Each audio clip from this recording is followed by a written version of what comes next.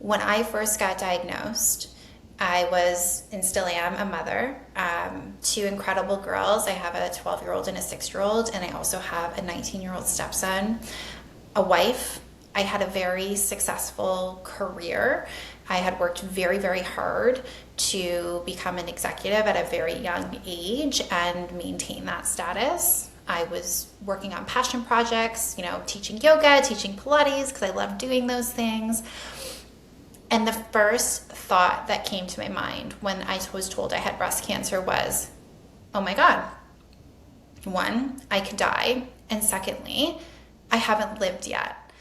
Welcome to the UpliftHer Leadership Series, a segment on the Self-Care Goddess podcast, a special space where holistic self-care meets high performance and the feminine leads with grace, power, and purpose.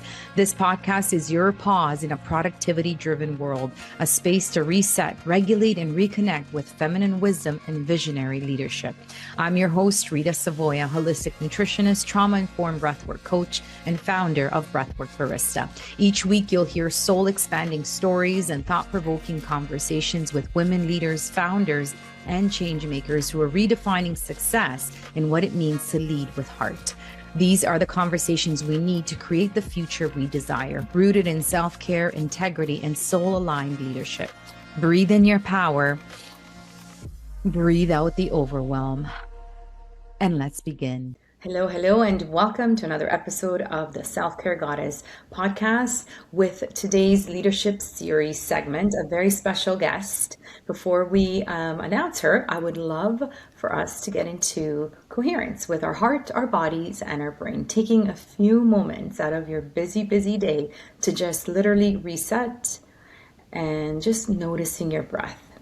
So if you feel comfortable and you can, lowering your gaze, or even closing your eyes. When we close our eyes, we can really tune out the outer world and tune in with ourselves. Just sort of checking what's feeling tight, what might feel some tension in that part of the body. I invite you to breathe through it. So actually using the exhales to help you soften that area. So inhaling through the nose, expanding, feel the expansion, and then exhaling a little slower and deeper than usual through the mouth with a nice sigh and into that area where you might be feeling some tension today. It's calling for a little extra loving. So send it love through your exhales. And research shows that it actually does open up capillaries and send fresh oxygenated blood to that area by thought and breath alone. If you have multiple areas, maybe choose one that's really calling for some loving, or maybe quickly scan and go to that part right now. Inhaling deeper than usual and then exhaling to that part of the body. Beautiful. And now I invite you to focus your attention in the area of the heart. So allowing the breaths to flow in and out of your heart area. And as you inhale and exhale, feel the gratitude for this amazing organ that's been keeping you alive without even noticing it. Where attention goes, energy flows. So let's energize this beautiful organ. And in this space of immense gratitude for your heart, I now invite you to visualize someone that you're grateful for today.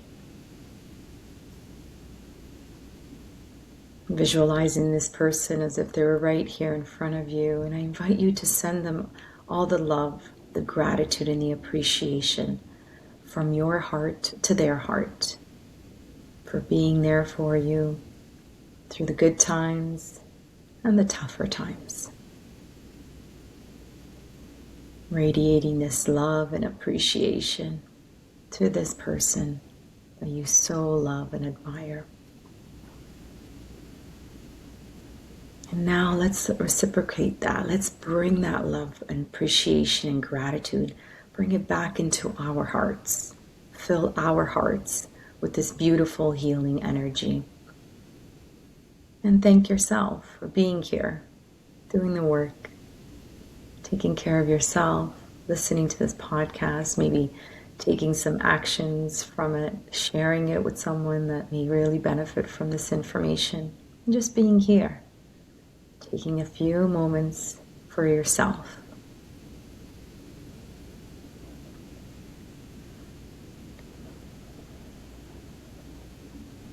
On your next inhale, flutter your eyes open and come back to us. Thank you for joining us on that quick coherence technique. It literally takes a couple moments just to reset and come back to yourself. So today's guest on the UpliftHer Leadership Series is a woman who truly embodies the art of becoming. Jacqueline Beatty. Her journey has been shaped by over 2 decades in the corporate world, a deep and devoted practice in yoga and Pilates, and the lived experience of navigating leadership, motherhood, partnership, and most recently, healing as a breast cancer survivor. Through it all, she has come to understand that the true high performance isn't about pushing harder. It's about staying connected to yourself as you rise. Her story is one of resilience, rebuilding, and returning to what truly matters again and again.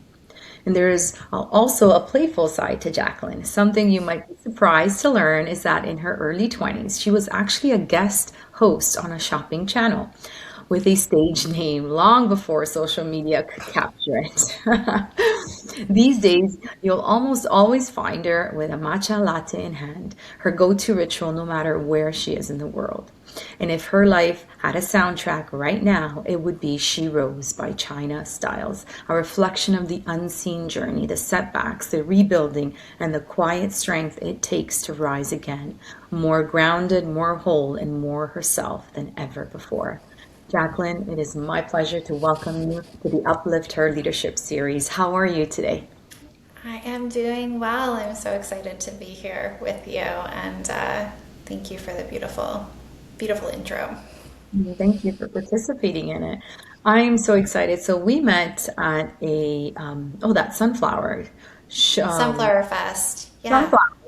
Fest. That's right. Shout out to the beautiful, what was her name that created it? I forgot her name now.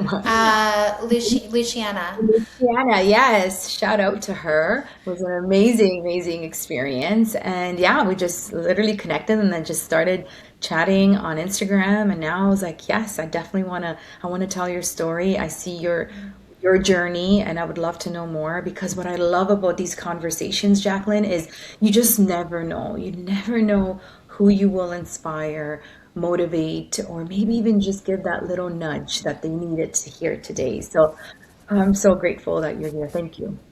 Thank you so much for having me, Rita. I'm so excited, and you're doing incredible work, and I had the pleasure of doing breathwork with you at the Sunfest Festival, and it was incredible, and your energy is insane. So I'm just really excited to be here with you. Thank you. So how has your personal journey influenced the mission that you're on today? Wow. In so many ways. I've always really been passionate about supporting women. I think that came from a very young age because I was a daughter of, 2 second-generation immigrants into Canada, and I was sandwiched in between 2 brothers, raised in a very traditional family, and didn't really know what was available to women at a young age, and I really had to figure that out on my own. So I would say once I got into my early 20s, it's when I really found out who I was becoming. I definitely was not that person yet, but I kind of found out who I was becoming, and I had found some mentors and supporters to help me through my journey professionally, and I've always wanted to give that back. So as soon as I was in a position to influence, mentor, or have a seat at the table, I always wanted to bring people along that journey with me. So there's been so many things that have influenced my personal journey. Right now, I think the biggest influence has been my battle with breast cancer. I I was battling for 10 months. I actually just found out about 4 weeks ago that I no longer have breast cancer. So that is super, yes, thank you. That is obviously was a huge relief. And I don't want to say I was grateful for the journey, but the journey taught me so many lessons that I feel I have a responsibility to share those lessons with others. Yeah. Yeah, well, thank you for sharing that with us. So, what are some of those lessons that you have learned throughout your journey? So, can you just tell us a little more? How long was the journey from when you were first diagnosed to your treatments and now getting this really Yeah. exciting, beautiful news? Yeah, so it was April of last year, so April 2025, when I found out that I likely had breast cancer. They could see through the imaging that it was likely breast cancer. And then it was in May when the biopsy came back and said, yes, this is breast cancer. So I've been fighting since May. I've had 3 surgeries. I've had chemotherapy. I even say the biopsies are just such an uncomfortable, unpleasant experience in itself. Like, it's a procedure as well. And there were often times when I was told, like, okay, this is it. This is your last surgery. You're done. I'm like, great, like, get back to life. And then, something else is found or something else changes. And that really was consistent with my journey, was this journey of change and lack of control. And I know you and I are just getting to know each other, but I was one that had to always have control. Like, I needed to know the path. I needed to know what was coming next. And if I didn't, I would make the path. So I knew what was happening in my life. So that really reframed me of the person I am now and how I live my life. But I know your original question was, what are those lessons that I learned? So when I first got diagnosed, I was, and still am, a mother, 2 incredible girls. I have a 12-year-old and a 6-year-old, and I also have a 19-year-old stepson, a wife. I had a very successful career. I had worked very, very hard to become an executive at a very young age and maintain that status. I was working on passion projects, teaching yoga, teaching Pilates, because I love doing those things. And the first thought that came to my mind when I was told I had breast cancer was, oh my God, 1, I could die. And secondly, I haven't lived yet. And that felt really sad to me, to think that I was at the time 40 years old and my immediate reaction was I hadn't lived yet when I had such a fulfilling life. And after I took the time to really understand what that meant for me, and that was months and months of work, what that meant to me was I wasn't living. I was always looking at the next thing. So I would achieve something or I would do something and I'd be like, all right, check, what's next? Where am I going now? Or I'd be with my kids and I'd be thinking about all the things I have to get done instead of just being present with my kids or with friends or whatever that was. So the way I live my life now is what I call intentional living. Everything I do is very intentional. I'm not going to do it if there isn't intent or a reason behind it. And the reason could just be joy or happiness. There doesn't have to be, a massive reason behind what I do, but there has to be intention in how I live moving forward. And also having purpose is a really important value of mine. And I think we've all been given such wonderful gifts in our life, wonderful skills, and we need to use those to better mankind. So I really have a mission of doing that. And then to find joy. That was a big part that was missing for me because I was always striving for the next thing. I never really was finding the joy in the moments. Wow, that's so beautiful. And thank you for that vulnerability in your story. And oftentimes, like, I wonder, how everyone's like, oh, there's a silver lining, right? That positive psychology, which can be toxic at some points. So was that like the wake up call for you? 100%. And it was interesting because I was on that path. Like I knew like I had changed jobs over the last 5 years because I just didn't have the ability to shut off just in the type of company I was working at and the level I was at.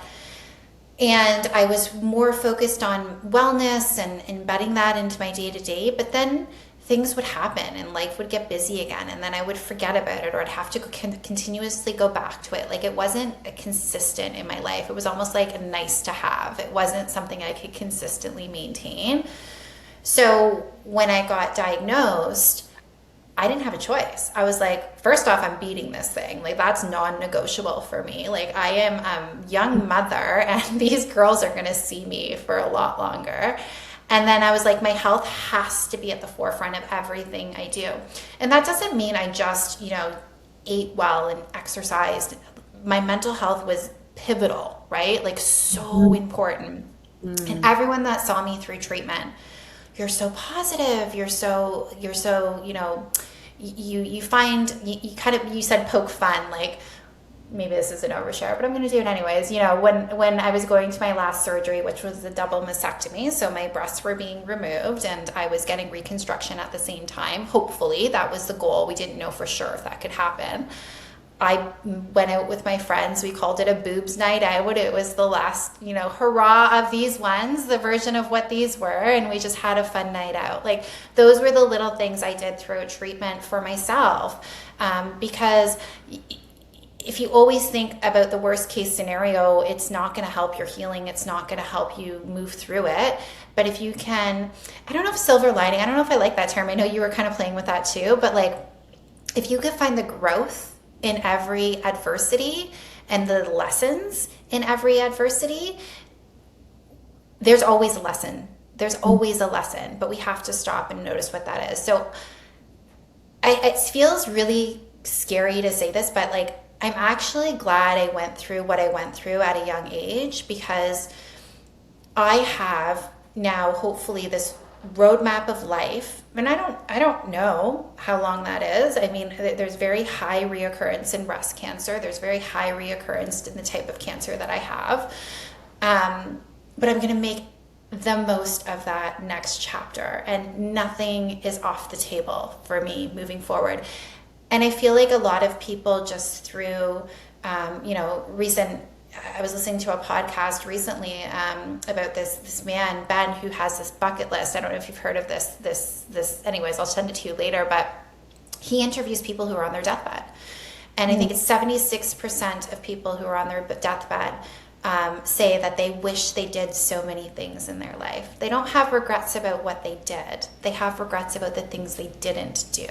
And I get this opportunity in this next chapter to do those things, and I'm young and I'm able and I'm mobile. Like, I feel very grateful to have that lesson and be able to take that in the next chapter. Mm-hmm. Yes, and I was watching your stories, and the positivity, the inspiration was definitely coming through the videos. So kudos for real for sharing that. And so in your opinion, of course, as you mentioned, there was what you were eating and how you're moving, the mental resilience or mental toughness, or I don't know, whatever you want to call it. How important, if you had to maybe classify them or organize them in order, or maybe somebody going through this, what would you tell them? Would you tell them to focus on their nutrition, focus on maybe exercise, or is it that mental resilience? Which one would you say to focus on? I don't think you can do anything without mental resilience. So you're not going to be able to do the exercise or eat the right foods if you're mentally not in the right headspace. So I think that is number one. And honestly, that takes a lot more work from my perspective. I've always been a very disciplined person. So if I put my mind to something, I was like, I'm going to do it. And everyone was like, how? I'm like, I don't know. It's just who I am, right? This was the first time in my life where I had to really, really put the effort in to stay strong and mentally resilient. And I didn't know what that meant. I was very lucky that I found a naturopath early on in my journey. He specialized in oncology. Mm-hmm. And he really helped give me the skills to make sure I was waking up every day with an affirmation. If I was going into chemo treatment, there were specific affirmations I was doing around my chemo treatment. Being grateful for the medicine instead of what it's doing to me physically and mentally. There was just so many tools that I absorbed along this journey from different people, either that had been in the journey themselves or had seen others in it, and they just want to share and they want to help. And the only way we do that is through being vulnerable and sharing our own story, right? I was never really huge on social media before I got sick. But then I realized, because I was asking so many questions, I was finding so many tools that helped me. And again, I felt the need to help others, because sometimes you don't even know what questions to ask, right? Like, we just don't in our medical system. Oh man, that's a whole nother podcast. But I had to ask the questions, and I had to lean on so many people for support. And I had never really had to do that in my life before. And I was so grateful to have this amazing circle around me. And it just kept growing and growing. And it keeps growing with people like you. Like, when you connect and you ask questions, we talked about this earlier on. Like, I know you love asking questions. That's how we help each other. That's how we serve each other. So that's why I decided to share my story on Instagram, on the really bad days, the days when I had no hair, the days when I couldn't wear makeup. I still showed up because there was important messages in the journey, and I just didn't want to tell the journey after I had beat the thing. I think we're so quick as humans to be like, I did it, I did the thing, I survived. But what about all the things in the moments that were really hard, and what were those little lessons you took from those moments? Or maybe there wasn't, maybe it was just a really bad day. And that's okay too. Yes. Yeah. Wow. Yeah. So true in terms of the way you're looking at it. So do you think that you're born with this maybe foundation for that mental toughness, or can someone teach it to you if you're not? Or what advice would you give someone that's not as disciplined or has that resilience like you did, and they're going through what you're going through? What sort of advice would you give them? That's a really great question, actually. I definitely don't think I was born with this. I think I was put in some really difficult situations from a very young age, and I needed to figure it out. And I did. But I look at my oldest daughter as an example, and as parents, we try to give them everything we didn't have, and sometimes we give them too much, and then we're like, oh man.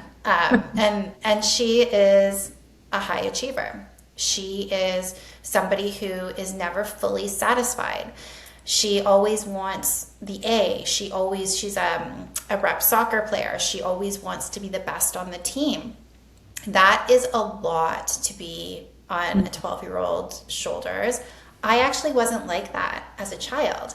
I became like that as an early adult. So it's interesting to see kind of how who I am she's mirroring that as a child. And as a parent, I'm like, I don't want that for you. Like, I'm working so hard to not, want the next thing, and always, so now I'm kind of doing the reverse with her, because I didn't realize how, who I was with how it was affecting her. And those things form at a very, very young age, right? So when I first had my daughter, it was my first executive position, and I was actually in New York every other week on a flight. Like, my office was actually in New York, and she was only a year old. So she had seen this version of me that I am now trying to move away from, right? But it's instilled in her. So now every morning I wake her up with an affirmation, because she is so hard on herself. So she starts her morning every day with an affirmation. After every game, she says, oh, I didn't do well. I could have done this better. And now I say to her, because that's her mindset, I'm like, okay, but what value did you bring to the game? You brought value to that game. She always does really well, by the way. I say, what value did you bring to that game? And then she's like, oh, well, I did this, I did this. I'm like, great. Okay. And then what would you have done differently? Well, this is what so it's kind of reframing how she thinks, and how she approaches these situations. I'm hoping some of this sticks with her, because I know how difficult it is to be a high achiever and never fully being satisfied. And I would hate for her to have to go through a lesson like me to really understand the importance of life and just living. So I definitely think we can change as humans. I definitely think if we're put in a difficult situation and we have to do the things to survive and we have to do the things to get through it, surround yourself with people that are good at those things, right? Lean on those people. I have an amazing circle of people who are way better at living life than I had been. And they have taught me so much about, how to live and how to find joy and how to be present. So I think that would be my advice. If this is an area you struggle in, or maybe you're not as disciplined, surround yourself with those people. They'll help you get through it. Yeah, and ask for help too. For most women, I just find so many women they just want to do it all, which is great. And I guess we learned from our mothers. We have these self-martyring mothers to look up to and follow, and grandmothers as well. That I just find it's very difficult to ask for help. So if there's any women out there that is struggling, the help is there. Just reach out for it. It doesn't make you, a crappy mom or a partner. Just, when you need the help, please reach out, because it can really save you. It's a lesson that I hope it really gets out there to most women. So a little bit more about, now that you brought in your daughters, if somebody is experiencing a very similar experience and they need to tell their children, what advice would you give them? Maybe how to structure the conversation, maybe what not to do that, didn't want to do, right? Sometimes we learn from that a lot better. Yeah, I'm just curious. Yeah, so I talked about my older daughter, and my youngest daughter is actually the polar opposite. So she's 6 now. And she is this light spirit who doesn't have a care in the world about anything. And, she's in, she does like gymnastics, dance, soccer. She's kind of at the age where you try everything and see what sticks. And every time we ask her, like, oh, do you want to do like competitive? Do you want to, do more? No, Mom, no, I don't want to compete for anything. I'm like, okay, that's totally fine. So like 2 polar opposite children. So how I approached them in this situation was actually really different. My youngest, I kind of let her take the lead. So she doesn't fully understand cancer. She isn't old enough to. There's actually a lot of support if you go on like the cancer sites on how to share with your children. But they say to be as honest as you can, but not use death. So don't use death in any language if you can avoid it, right? So with my youngest daughter, it was more about, mommy's sick. She needs, especially chemo was probably the hardest, because surgery was like, she's going into surgery. They're going to fix the problem. She's going to come out. She has to heal. We need to give mommy rest. Like that felt easier than the chemo, because it was a longer effect. I was losing my hair. Honestly, that was the hardest thing for my girls, was for me to lose my hair, because I was visibly sick, right? Before, as you mentioned, as women, we kind of are really good at hiding what's really happening, right? So I could kind of hide that I wasn't as well after surgeries and stuff like that, but I couldn't do that through chemo. So with my youngest, I kind of let her, I shared high level what was happening, and that mommy needed to take this medicine, and it's to kill this illness that mommy has that's called cancer, and mommy's going to be sick for a while. It actually makes mommy sick, but that's what it's doing. It's working. She never used cancer in her verbiage. She always said surgery. Mommy, are you done surgery? Mommy, is surgery done? Mommy, can I tell my friends that you're done surgery now? So when I said I had beat cancer, she's like, oh, so you're done surgery. I'm like, yeah, I'm done surgery. So I don't know how she equated everything to surgery, but that was her. My oldest daughter was really tough because we lost both of my husband's parents to cancer in the last 10 years. So she was very aware of what cancer can do to somebody. She honestly shut down as soon as she found out I was sick. So it was 10 months of her really just pretending like I wasn't around. And I think now I realized it was because she was protecting herself in case something happened to me. And that was really hard as a mother to go through, because me and her have always been very close. She's very similar to me. And I was worried that I wouldn't get her back. But even in just last month, I see her. She's back to herself and wanting to be around mommy all the time and wanting to share everything happening in her life. So I think in the moment, I would say to people, it's really hard. It's really hard when you think that something that's happening to you is affecting your children, and you can't control that, because our job as parents is to always try to protect our kids.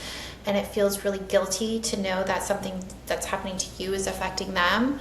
But I think in the kind of short, I guess, recovery period that I've had, it's only been a month, I'm in awe of how resilient our children really are, and how much they need clarity. They need control. They need all the things that we need. They just don't always know how to articulate those things. So even in some of the stuff I was reading, like they said, like, your kids may just shut down. They may show you no emotion, because that's their way of protecting themselves. So I definitely saw that. And my son, like, he just, he's 19. So as long as I'm living and breathing, I mean, he was good with it. And, I know deep down he definitely was concerned, but he held it together for sure. Amazing. Those are amazing tips for sure. And it is a tough conversation, but I do agree. They just want honesty. They feel your energy as well. So the more calm you are in all of it, it'll definitely affect them too. Or loving, it'll definitely affect them. And I think every child is different too. So I think you're right. Open, honest, and maybe, yes, avoiding those things, but also being very upfront to what it is. Maybe not getting technical, but yeah, because they'll appreciate that for sure. Tell me a little bit about control, because you spoke about, because it's interesting, when we're high achievers, high performers, we know how to step that, corporate ladder, right? We know what to do, the goals to achieve, we achieve them, but when you were going through what you were going through, yes, you were determined, you were disciplined, that you were going to do everything that it takes, and in your power, in your control. What did that feel like? That at the end, was it really in your control, the end result? Even though you had done everything that you could, like, what did that feel like with you?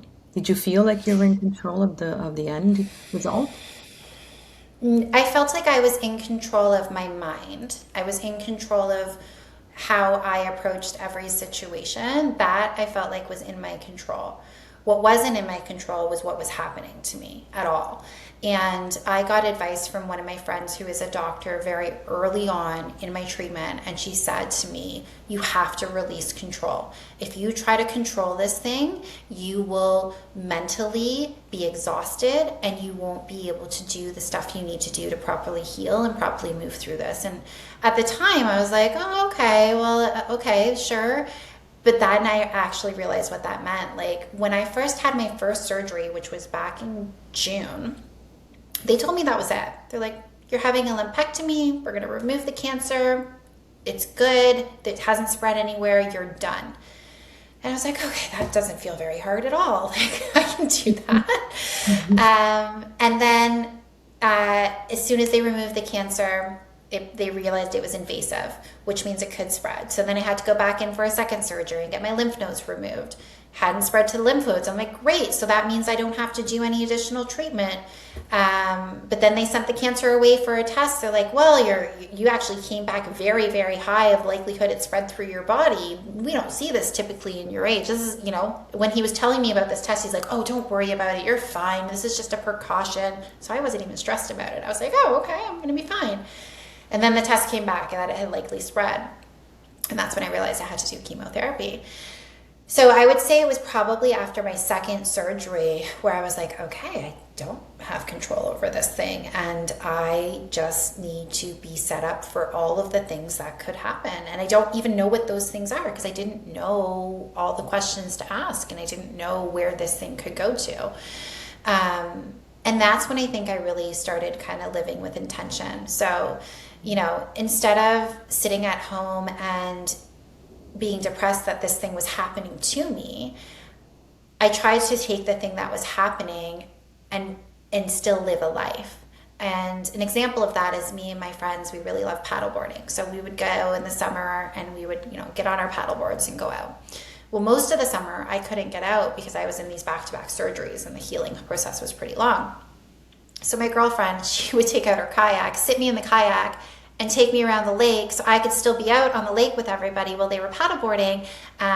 Wasn't paddleboarding, but I still had the experience. And yeah, of course there was a small part of me that was like, oh my God, I wish I was out on the paddleboard with my friends. But the other part of me was like having the best time with my friends, just being out there and enjoying their company. So I think too often and I'm guilty of this for, you know, a lot of my life as well. I think too often we think about, why is this thing happening to me? Why I'm going to fix this. I'm going to try to control this situation. What if we just sat with that thing and said, okay, so this thing is happening to me. What am I going to do with this thing? What am I going to do in this moment? There is always something in our control. I truly believe that. There is always something in our control, even if it's just our mind in that moment. Focus on those things. Because if you're always trying to think of the things you lost or think of the things that aren't in your control, you're just going to spiral, and it's not going to help your journey. I agree. I used to teach executives of 3 circles of control or 3 circles of influence. And it's just basically, and you could do this with your kids too, like just draw 3 circles, they're overlapping. And then you have a situation, just write all the things that you cannot control on one circle. The opposite, right? The opposite, the things you can. And then in the middle, what can you influence from those things that you cannot control? And most of us, and then you do a little analysis. Are you spending the majority of your time on the cannot control? And most of us, we are. And so it's sort of, again, reframing, reshifting our attention so that we are focusing on the things that we can control or can influence. But I love your point about living life regardless of what it is that is happening. Because even those little joys, I know you couldn't be on the actual paddle on the board, but even the joy of just being out, right? And just being out with your friends. So that's beautiful. And for me, that takes courage, and that is harder to do than sit on your couch and just feel that, you know, feeling sorry for yourself, right? So that is a lot easier to do, to just feel sorry for yourself and not engage with your regular life. So that's a great point, Jacqueline. Thank you for sharing that. That is so beautiful. So when it came to your treatments, what was your sort of your self-care ritual? Like, what were you doing? I know you were doing a lot of affirmations. Is there anything else that you recommend that worked for you? So I'm sure everybody's different, but some of those things in between the treatments, how were you doing? Even okay, then I'll ask another question. Okay. Yeah, there are definitely some non-negotiables for me. So going for a walk every morning was really important to me, and it's what's called forest bathing. So I didn't have a podcast. I'm sure you could relate to this. I didn't have a podcast. I wasn't talking to a friend. I was out there using my 5 senses. And it didn't have to be a long walk. It could have been 15 or 20 minutes, depending on what I could fit into my day. And quite honestly, that's usually what my walks are in the morning, especially in the colder days. But I felt like I was able to clear my head in those moments, because the other thing I find, and this is not just for someone going through treatment, but even when I was in the corporate space, I was always thinking, right? My brain was never shut off, and that's exhausting. So I found having those morning walks, I could think through and release and just actually start to focus on what my day was going to have in front of me. I do start my day rather early. I did this even when I was working, and I kept it up through treatment as well, because I'm I'm a creature of habit, and I like to make sure that I get my important wellness activations early in my day, because I think it sets up my whole day. And if I wait too far in the day, sometimes they just don't happen because the day takes over, right? So I usually start my day off at 5 a.m. And I start with an affirmation to myself and how I want to show up that day. So it's just like a few words in my head about how I want to show up that day. And then usually I will go on my bike if it's the colder months, or go for a run if it's warmer out. And I'm listening to something at that point. So it could be a podcast, it could be inspirational music, but it's just something to kind of uplift my day and get me thinking in the right direction. Mm-hmm. And then I usually do a workout routine. So that could be my yoga, my Pilates, or a class at the gym. And then I do a meditation, and my meditations aren't very long. It's something I'm working on, but I think my walking meditation is very impactful for me. And I think people sometimes think that meditation has to be sitting still and not moving, but there's so many versions of meditation, and you have to find out what works for you. So I still try to do, the sit still meditation for about 5 minutes a day, just because I never sit still. I think it's important for me to do that. But my walking meditation, I think, is the one that really, really inspires me. And and then I always listen to an affirmation at the beginning of my day, the same thing that my daughter does. And I end my night every night with a gratitude journal. So I just write 3 things that I'm grateful for every night before I go to bed. I'm spiritual as well, so I try to read a devotion or something throughout the day. Those are kind of the things that are pretty non-negotiable for me most days. Beautiful. So beautiful. What time do you go to sleep at night to wake up? Everyone asks me that. I would prefer to go to sleep at 9, but now my daughter's going to sleep at 10, and that's, what I put her down is her moments when she actually talks to me and has no screen, so I stay up for that. So usually around 10, I'm in bed, Yeah, very nice. Well, I actually ask this question: what are your top 3 non-negotiable self-care habits to all of my guests? And the number one, year after year, is nature walks. They are so therapeutic. Yes, so therapeutic. And you're right. It's not just for people going through treatments or going through some physical challenges. It's for everybody. And now we know in Japan, doctors are actually prescribing forest bathing because it is so therapeutic to be out in nature. And also the negative ions in nature offset all the positive ions of all our tech that we're surrounded by. And then I don't know if you love doing this, but either during a rain, like actual raining, or after a rainstorm, or just a day that a few hours of rain, the smells that really come alive too, right? And you're right, using your 5 senses. Oftentimes, I have to say, I can't make it. I mean, we have beautiful trails in the area. I can't really make it out in the trail. So I do either a park or in the neighborhood. So, I'm not, obviously, there are lots of trees for sure. We're very blessed with that in Canada and the GTA, really Greater Toronto area. But you're right. You don't need, half an hour, even 10, 15 minutes just to be outside and just really indulging in Mother Nature. Sometimes I get some crazy aha moments. Unbelievable. Wow, I'm so clear. So I've walked most of the winter as well. I was very bundled up. I mean, my hands, my fingers, I thought were going to fall off at some points, but it forces you can't use your phone, right? Because it's just too cold. So I am guilty sometimes of doing some calls and catching up and leaving. I'm very notorious for leaving voice messages on WhatsApp. It's funny, my friend was like, why don't you just call me? You're leaving a voice message. I'm like, I know, but it's so convenient to just, leave a voice message, and then you get to listen to whenever you want. So thank you for that, for reinforcing that, how important it was in your journey. And it just, my sister too, my sister and my brother-in-law, they've been able to maintain their weight by walking alone. It's just, that's amazing, incredible. There's incredible benefits to literally walking. And most of us have that physical ability to walk, right? So it's just such an easy, achievable, relatable, easy sort of fix if you want to jump on a health journey. That's probably the number one that I tell people. In between meals or after meals would be such a beautiful way. And honestly, in Italy, we have the famous passeggiata, which is a walk after a meal. Yeah. So I mean, Europeans do so much more better than we do in North America. We have a lot to learn, especially with work-life quality and I totally agree. And I chose to walk by the water because I felt like the water had a lot of healing properties as well. And there's science behind that too, whether you're at a lake or an ocean.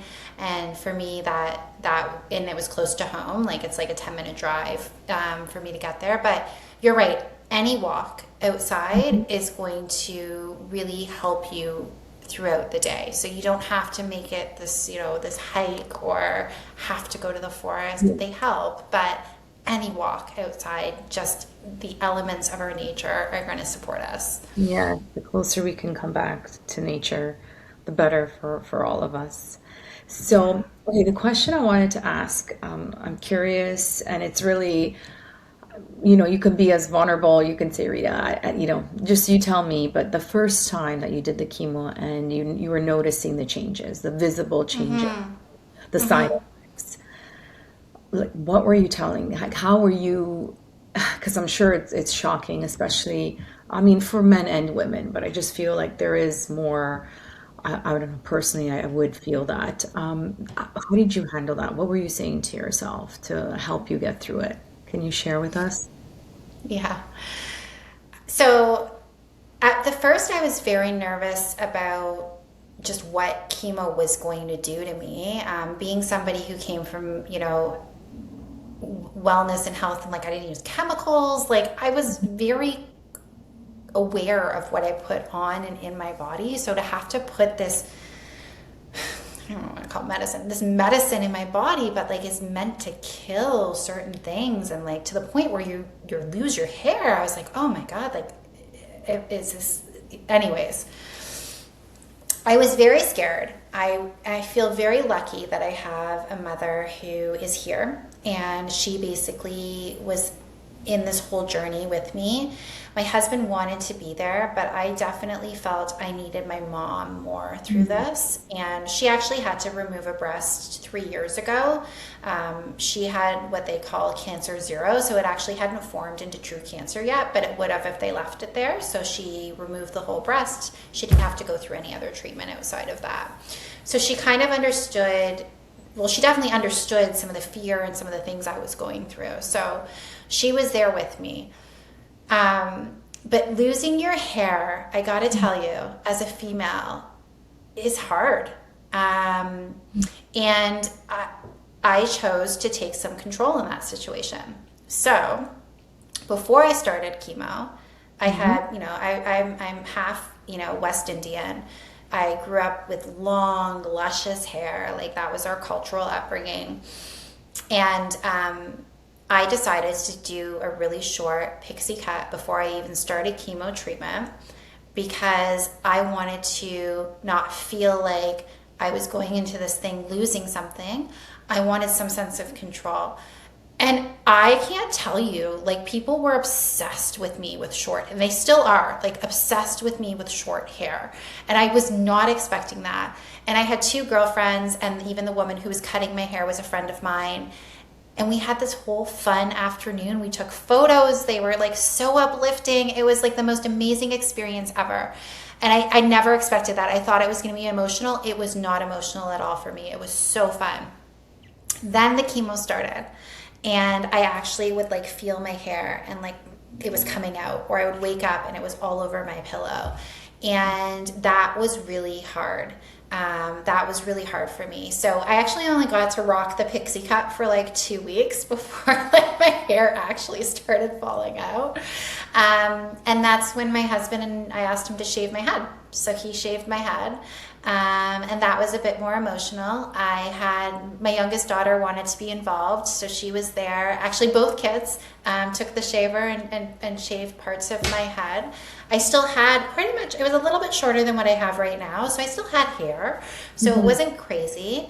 But when I went bald, that was hard, because then I was noticeably something was wrong, I know there are, I don't know the term of it, but I know there is, a disease where you do lose hair, and like that's just, you don't have hair.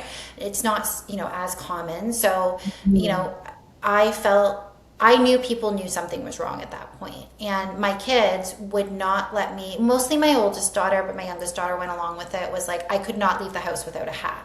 And I actually felt better. I tried wigs on, I didn't like wigs. I felt better without anything on my hat. Like, I felt more beautiful, I felt more strong. I just felt like I was embracing this chapter of my life, but my kids weren't okay with it. And they hadn't asked for much through all of this. So I made sure that every time I left the house, if my kids were there, I had some type of hat or something on that was covering for them. So yeah. And then you lose your eyelashes, and that, to me too, I was like, because that's another feminine, quality that we have. So not to have eyelashes was really hard. Chemo's scary though, because it affects everyone so differently. Like, there was at one point my doctor told me my liver was failing and the drug was too strong, so we had to lessen the drug. And I couldn't wrap my head around it. And I was like, well, but you put me on this treatment to kill any potential cancer. Does that mean like some cancer might get away? And he's like, well, maybe, but like, we can't kill you in the process. I'm like, well, that's great. So, that was my second last treatment. So then I started thinking like, oh my God, is this going to kill me? Like, I thought the cancer was going to kill me. Is the chemo going to kill me? So yeah, it's one step at a time. It's one milestone at a time. It's not going too far into the future at that point, because you just don't know what's going to happen. So true. Well, thank you for sharing that.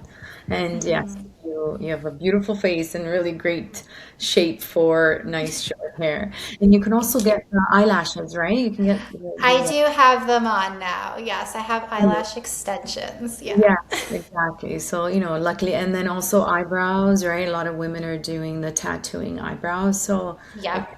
it can help for sure. It can definitely help. So in your healing, what did you prioritize, Jacqueline? Was it again the mental, or was it a little different? Was it just like resting, or yeah, I'm just curious in the healing process after your surgery. So I was really focused on not stopping living, right? We talked about this. And I knew pretty early on when I got diagnosed. So when I first got diagnosed, I was, and I actually still am, the head of HR for an organization. And I knew that I couldn't go back to that type of job. I actually think that part of the reason I got sick was because I've always been somebody that's very composed. So I was always the last stop when it came to people and companies.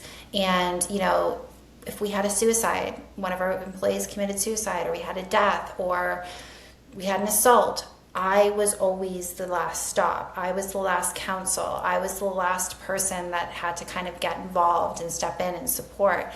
And you could tell me anything, and I would sit there very composed and very logical and very strategic and be like, okay, this is what we're going to do. Da, da, da, da, da. I could show empathy. I could show compassion. I could do all the things. But then I would go home. I'd go right back into being a mom, cleaning the house, cooking, doing all the stuff that I had to do. I never actually sat with those emotions and released them or understood what they were doing to me as a person. I was never a psychologist. I joke I was like an untrained psychologist for like 15 years of my career, right? But I didn't have the tools to actually not carry those things home with me. So I knew pretty early on in my treatment that I wasn't going to go back to the same type of job. My boss has been incredible, and we've had a lot of conversations. So I started working on my business. I started working on what I wanted my next chapter to be. And that was the stuff that kept me really excited in treatments, the days that I was stuck in bed and couldn't do anything.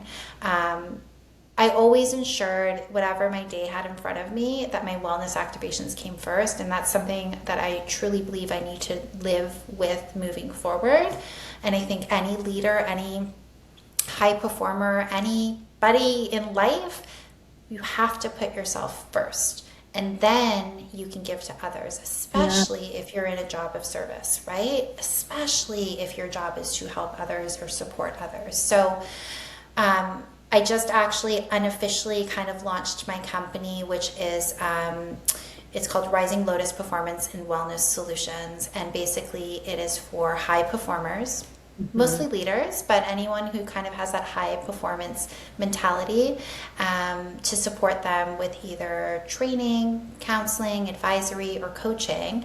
But everything has a thread of well-being, because I believe you cannot be a high performer and sustain high performance unless you have a good foundation of well-being. So it's kind of bringing my two worlds together through my professional and my lived experience. So those things kept me going in the really hard days, knowing that I was, moving to something in the future. I wasn't thinking about, this is it for me. I was thinking about, no, like I got stuff to do. Like this isn't it for me. I got things to look forward to.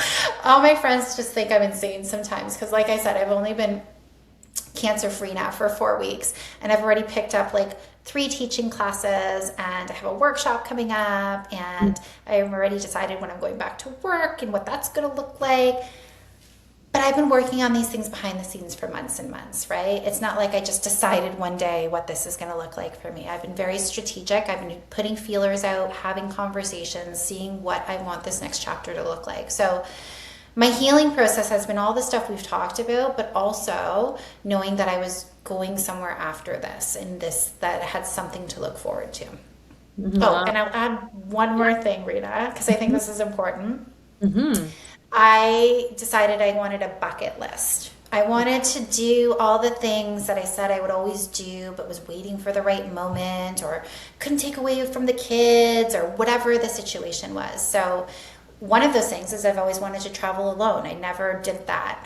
And I decided, when I knew that I was going to overcome this thing, that part of my healing process would be just to sit and let these emotions come out, because I was in survival mode. I wasn't very emotional through all of this. I was just wanted to show up. You said energy, right? I wanted to give good energy to my kids. I wanted them to know that I was going to be okay. So I have a trip to Costa Rica in 2 weeks. It is completely solo. It is in the mountains. I have zero expectations, zero schedule. I'm bringing my journals. I'm bringing my reading. I'm going to meditate. I'm going to do and I'm going to have no schedule. Like, I'm not going to have an alarm. I'm not going to have a reason to get up. And the goal for me of that is just to release and really kind of understand what I went through, accept it, and then be able to move into this next chapter. Wow, that is beautiful. That sounds amazing. Where in Costa Rica are you headed? In the mountains. I was just like, I think it's like 45 minutes from San Juan Airport. Wow, that is so Yeah. exciting, Jacqueline. So exciting. It's such a perfect thing to do. Like, wow, I would totally recommend that, just to really go within and just sit with those emotions that probably you were just rushing through them, right? So 2 weeks is yeah, oh wow, we should have you back on and just talk about that journey. Like, this is Yeah. and what you We'll journaled see. and what came up, like, wow, so great. That is such a great tip for sure. And on your bucket list, what is on I know Costa Rica is the immediate. Anything else? Maybe the next one that you want It's to still discuss? kind of developing, and that's one of the things I want to do out there, is really, really focus on my bucket list. But like, one thing is I always wanted to go back to dancing. So I did that through treatment. I started taking like a soca size class at my gym, which was so fun. And another thing I want to do is martial arts, so I'm looking into Yeah. that right now. Yeah, it hasn't fully developed yet, which I'm okay with. Like, I want to sit with it, and I want to really, it took me a long time to find out what brings me joy. And that, again, that to me is very sad, that I didn't even know what brought me joy. So now in my calendar, because I color code everything, I always make sure there's yellow in my calendar. And what yellow means is like there's moments of joy in my calendar. So it could be a coffee with a friend, or a walk with a friend, or I could be going to a dance class, or whatever that is. But there has to be yellow in my calendar every week. Wow, that's cool. I was just going to ask you, how are you doing that? And maybe any tips on how to live more intentional? What are some things that are you doing it from, as soon as you wake up till the evening? Is it certain moments? As you mentioned, the calendarization, that's very intentional to have at least one moment where you're experiencing joy. Yeah, just any tips on how to live more intentional. Yeah. So I used to think like there just weren't enough hours in the day, right? Like, have we not always said that? Like, oh, there's just not enough hours in the day. And then I was like, oh, I need to find more balance in my work life. I need to have more balance with my personal and my work life. I started really getting into this podcast series with Jay Shetty on purpose. I don't know if you've listened to his stuff, but he brought on this doctor. Her name was Dr. I want to say Shade. And she talks about it's not about finding the balance. It's about it's about being present. So that's how I look at life now with living intentionally. So I'll use my daughter as an example. She goes to school all day, my 6-year-old, and she would love if mommy would just play with her nonstop or daddy would just play with her nonstop. But, there's things we have to do after school and whatever. So I know if I play a half an hour card game with her, she's really into Uno right now, and I'm just present with her. And there's no phone, there's no distractions, I'm just there with her.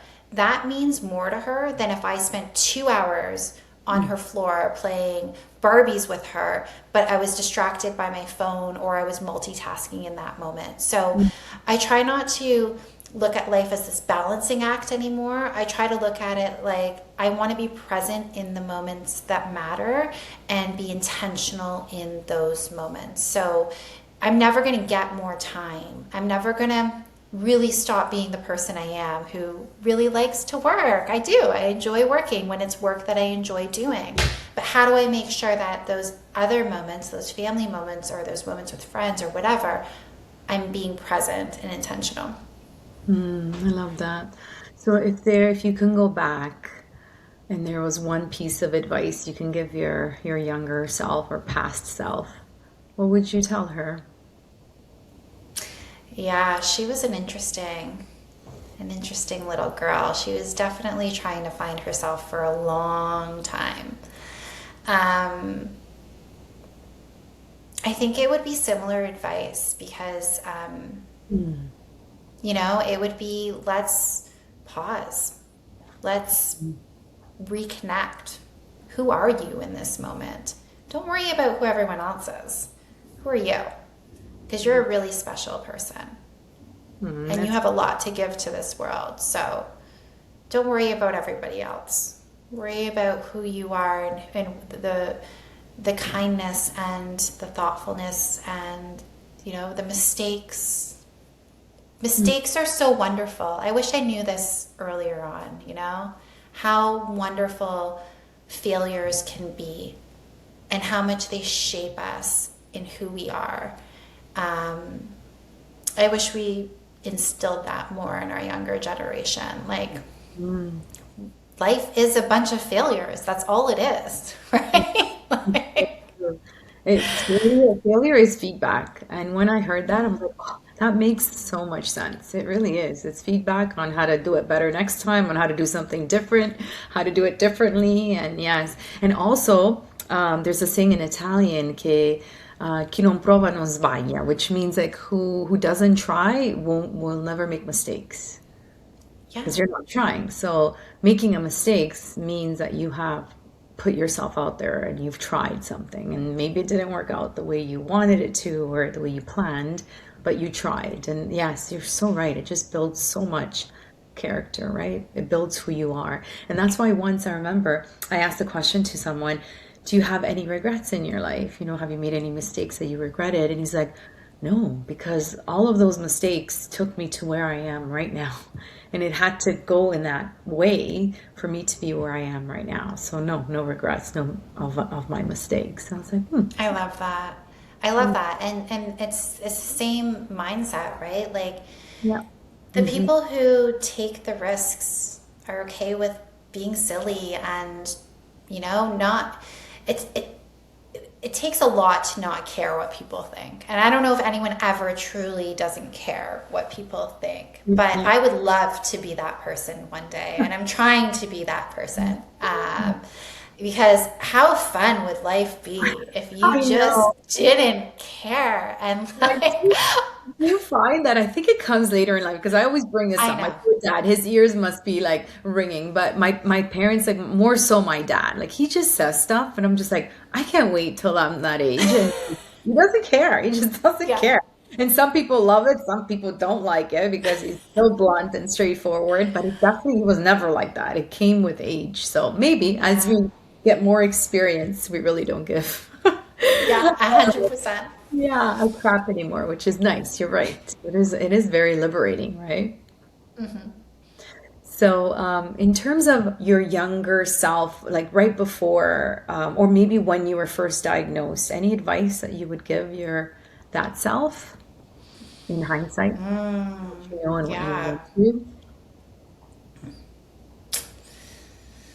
I lived life up until getting diagnosed in fear. I was always scared something was going to happen to me, something was going to happen to my kids. Financial stability was really important to me. Like everything was fear-based for me. And then when this thing happened to me, I was like, okay, well, death could be in my near future and I can't control that. So if I'm to look back at that version of me 10 months ago, she would have never done a solo trip. No, she wouldn't take that time away from her family. Why would she do that? She works so hard, she's always working. Why would she do that and take that time away from her kids?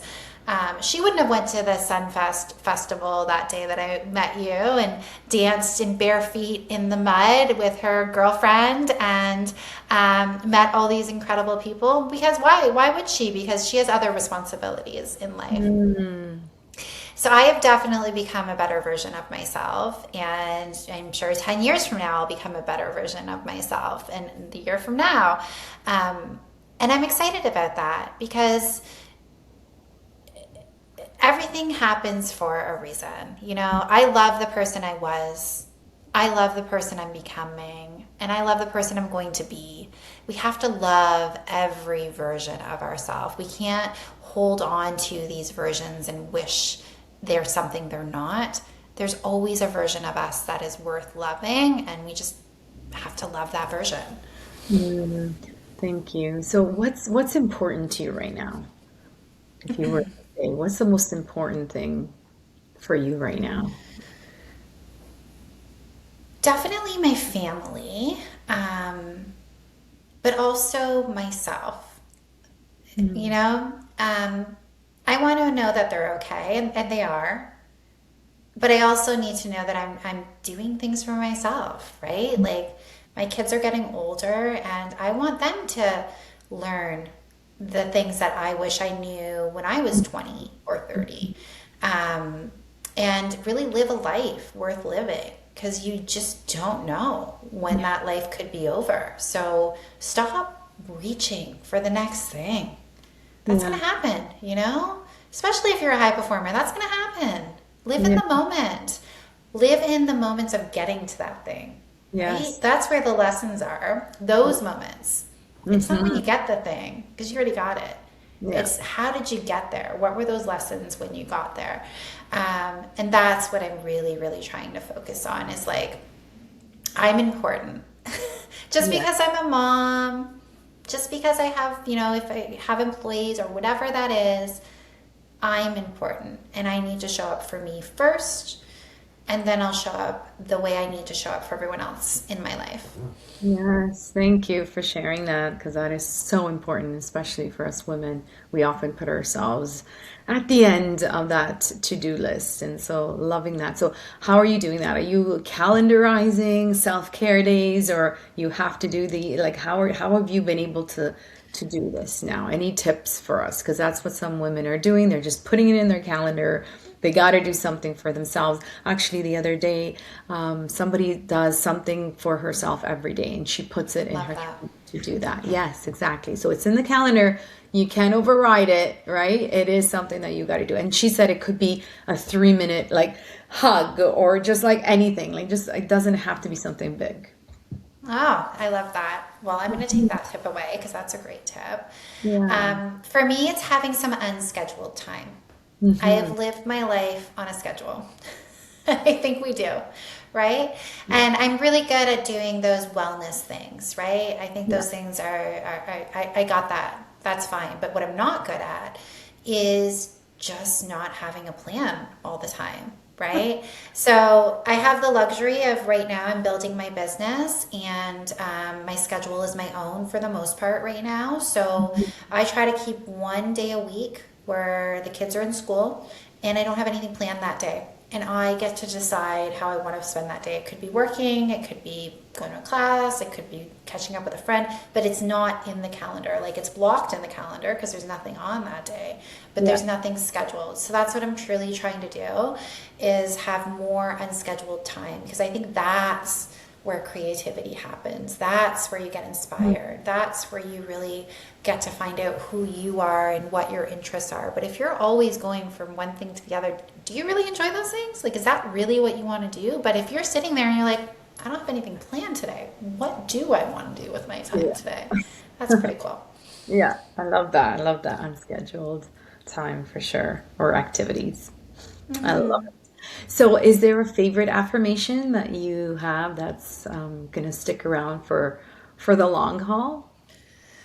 I think it's really what we've been talking about, and it's kind of the values of my company and the values that I wake up with every day is living intentionally, having a purpose, and finding joy. Like those are the three things that I really try to bring with me every day. And if my day is really crazy, I pause and I'm like, okay, is this where my time really needs to be right now? Because it doesn't feel like it's filling up my cup. Like something is not going right. And that's when I kind of go back to those three things. I love that. So here are some fun rapid fire questions for you. No, don't overthink them. It's just whatever comes to mind, and they're kind of fun. I don't know if you Okay. look at them, but one word to describe you as a leader. Yeah. Um, I think the leader I am today and the leader I want to show up as is integrative. So Nice. not one dimensional, strength and softness, strategy and intuition. Like, yeah, I think I showed up a lot as very like masculine in a lot of my leadership days, like no emotion, like gotta get the thing done, like, and yeah, no. I think our feminine energy is so important in leadership and it's our unique skill. And I'm definitely leaning more into that moving forward. So yeah, I would say integrative. That's awesome. I'm smiling because I actually didn't ask you that question and it made its way on the podcast. It always does.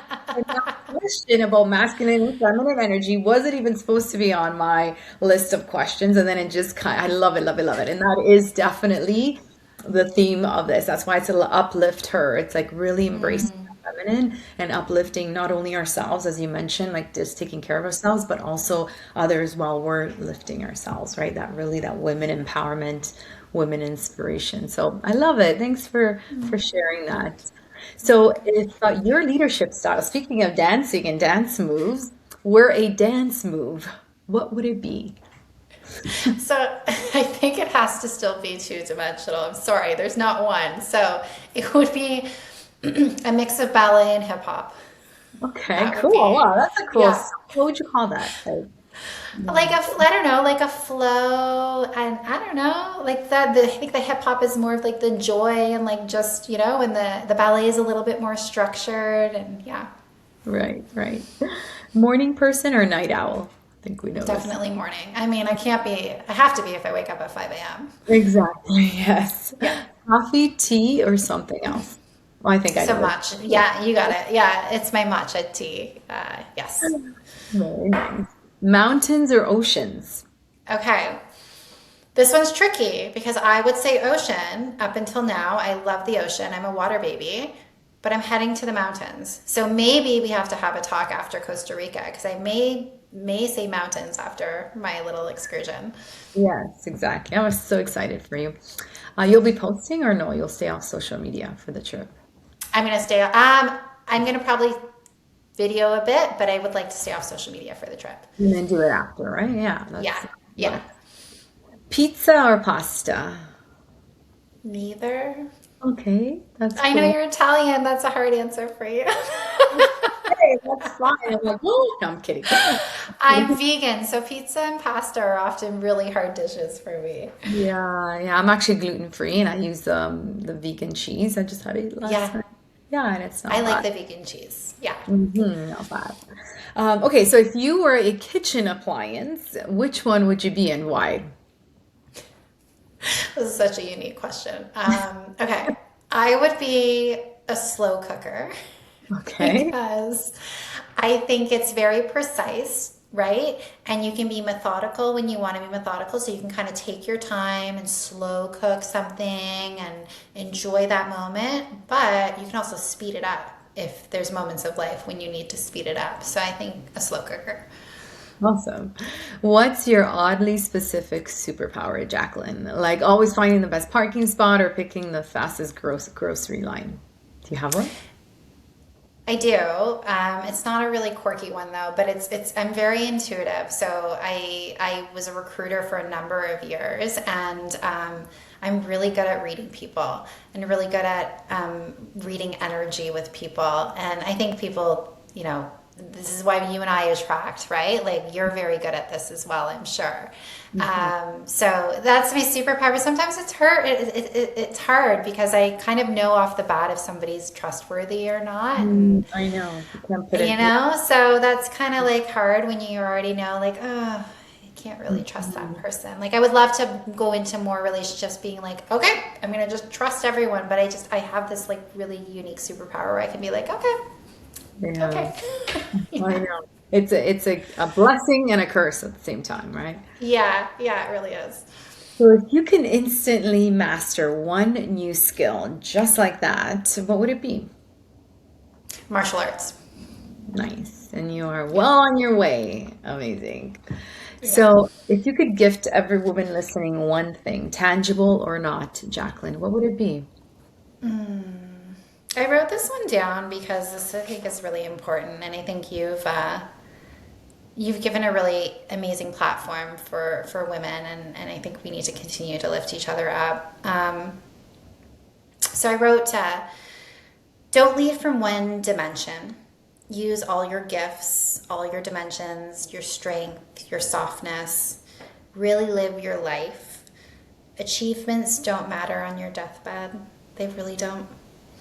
And be kind to yourself, to others, lift each other up. We're not in competition with each other. We're here as a community and we're stronger together.